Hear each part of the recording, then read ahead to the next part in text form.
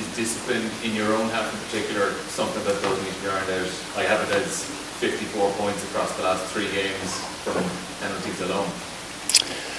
Yeah, it's something that we've been outstanding on over the last 10 years actually.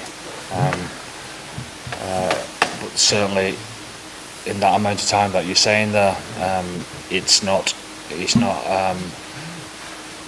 done out of players going out there to be ill-disciplined, etc. It's coming from the right place. If that might sound stupid, but at the same time, all they're trying to do is do the right thing by their team, and trying to pull a rabbit out of a hat too much at times. You just need to be a little bit more patient individually, and trust the team of what we're about. Thank you.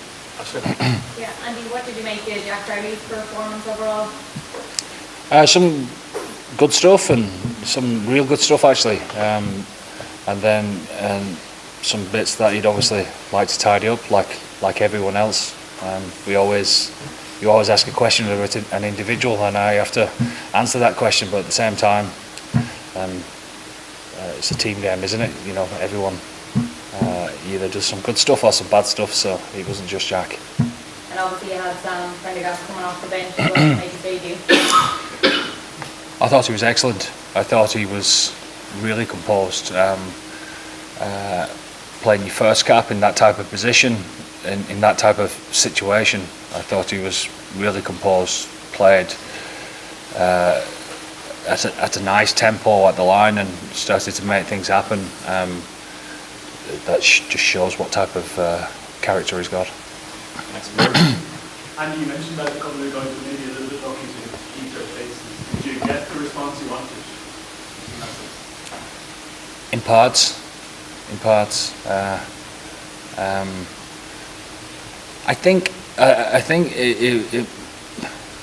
if I can try and sum it up of where we're at, I think when you're looking at 2 top sides that we've played in the first 2 weeks, it looks like we're still trying to find our feet in the intensity of the full 80 minutes for that top 1% games. Obviously, New Zealand and Argentina have been playing those type of games for the last 5 or 6 months.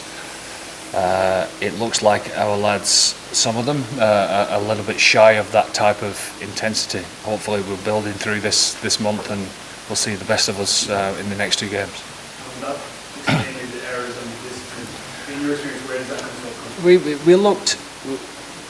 It might look decent or poor on camera 1, but off the ball, it's probably camera 2 or 4 for us. We looked lethargic, and you could say that's because of penalties given or losing a collision or whatever that may be, but just in general I think the quality of opposition has been strong, very strong in these first 2 games, and I think we'll get better as we go through. No questions for Caelan? You guys, it's more of a world rugby question, but just the idea of lads getting shots in the head, cards been given out for it, but then nobody going on for HIA. Like, do you have any kind of personal take on that yourself? Like, would you prefer to see a player go on for a check than stay on after? Well, they are checked. I mean, the medics check them. Just because somebody gets hit in the head doesn't mean that they get checked on the field. It doesn't mean that they're concussed. So I would trust the experts on that. You were one of the recipients of it. Do you feel okay after it? Yeah, there's an ownership on the player if they're feeling off to say it to the medics when they're being checked, and I felt fine. Okay, just one more question for Caelan. Caelan, just on the lineouts, obviously it's been kind of talked about a lot recently, but a couple of nice tries of nice kind of movement in it. How much work have you been doing on that over the last couple of weeks?